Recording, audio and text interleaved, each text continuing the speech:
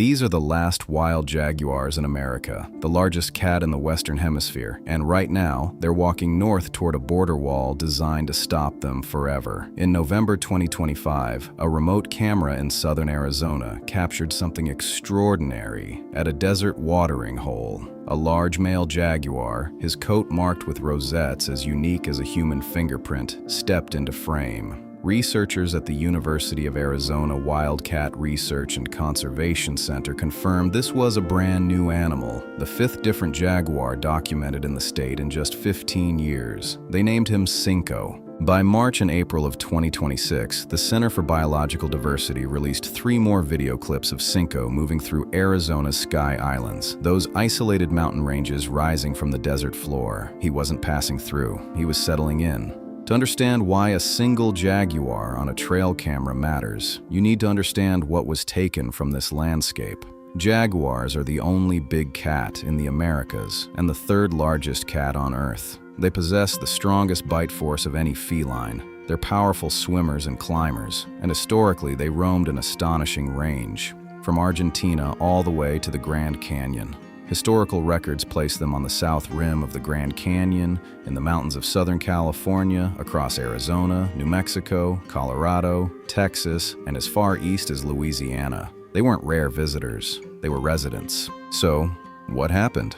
Beginning in 1915, Congress appropriated annual funds for the U.S. government to systematically kill carnivores on behalf of the livestock industry. Government hunters methodically trapped and shot jaguars for decades. The last documented litter of jaguar kittens born in the United States was in 1910. The last female jaguar in the country was killed on the Mogollon Rim in Arizona in 1963. And then, in 1964, the U.S. Fish and Wildlife Service trapped and killed the last known resident jaguar in Arizona. 2 years before the first Endangered Species Protection Law was even passed, 62 jaguars were reportedly killed or captured in the American Southwest after 1,900 alone. They weren't lost to disease. They weren't lost to lack of prey. They were exterminated. Arizona didn't make it illegal to hunt jaguars until 1969. The species was listed as endangered in 1972, but by then, the damage was done. The jaguar had been erased from the American landscape. Then in 1996, something remarkable happened. Jaguars started coming back on their own.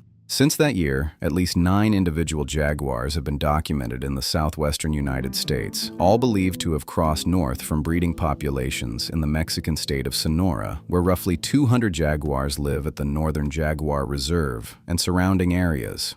And each one of these animals has a story. Before Cinco, before El Jefe, there was Macho B, who became the first jaguar documented in Arizona in the modern era. Captured and radio-collared in 2009, Macho B died shortly after from kidney failure, his controversial death highlighting the challenges of jaguar conservation in the borderlands. There was El Jefe, the boss, first spotted in 2011 when a cougar hunter named Donnie Fenn and his 10-year-old daughter encountered him in the Whetstone Mountains. His dogs chased the cat up a tree, and Fenn, realizing what he was looking at, took photographs and called wildlife officials.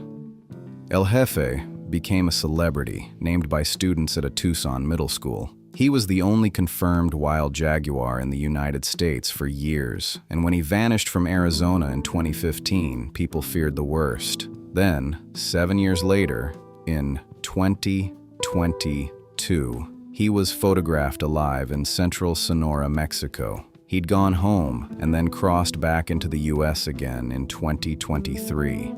There was Sombra, Shadow, who first crossed into Arizona in November 2016 and was filmed prowling the Chiricahua Mountains. And there was Yooko, named by students at Tucson's Hayaki High School, who was photographed in Arizona in 2016 and then found dead in Sonora, Mexico, the following year.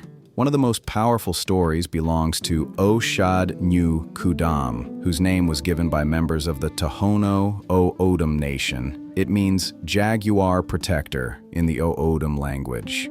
In 2025, the San Xavier district of the Tohono O'odham Nation passed a resolution recognizing the jaguar as a sacred animal. Austin Nunez, the district chairman, said something that stays with you. "I have prayed for the return of jaguars to these mountains, part of the ancestral lands of the O'odham. Jaguars are protectors of the people and are a part of our spiritual life and our connection to this land." These aren't just conservation data points. These are animals walking back into a homeland that was stolen from them. But here's what makes this story urgent. Every single jaguar documented in the United States in the modern era has been male. Female jaguars generally don't venture far from where they were born. Males roam widely seeking territory and mates. For a true population to establish itself, females need to follow. And right now, the biological corridors they would take are being walled off. A study published in November 2024 found that the US-Mexico border wall has reduced wildlife crossings by 86%. Today, 636 miles of fencing divide the borderlands, and new construction is underway. A planned 27-mile border wall construction in San Rafael Valley will slice through one of the last open wildlife corridors between the two countries. This is the exact biological corridor used by at least 3 jaguars since 2015, including El Jefe and Oshad New Kudam. Susan Malusa, director of the Wildcat Center, put it plainly: "If we're going to be working toward any kind of long-term recovery for jaguars, we need to have open corridors. And yet, there is reason for hope on the other side of that border." Mexico's 3rd National Jaguar Census, conducted by the National Alliance for Jaguar Conservation, the largest wildlife monitoring initiative in the history of Latin America, found that the country's jaguar population grew from roughly 4,100 in 2010 to 4,800 in 2018 to 5,326 in 2024. That's a sustained decade-long increase. The global population stands at approximately 64,000. And researcher Gerardo Ceballos from the National Autonomous University of Mexico has made a striking prediction. If we continue trying to protect the jaguars, maybe within about 5 years we could see pregnant females in the United States. The question is whether we'll let them arrive. Conservation groups have identified a 20 million acre recovery area in central Arizona and New Mexico, roughly the size of South Carolina, that could support 90 to 150 jaguars. The US government, by contrast, has designated about 1,000 square miles of critical habitat under the Endangered Species Recovery Plan. That's a 27-fold difference between what scientists say is possible and what the government is protecting. Here's what I find most striking about this entire story. We know exactly how the jaguar was lost from America. It wasn't some mystery. It wasn't inevitable. In 1915, the government started paying people to kill them, and by 1964, the job was done. Now, 60 years later, these animals are trying to come back on their own, walking north across a desert, finding water holes, establishing territory and mountain ranges that still hold everything they need.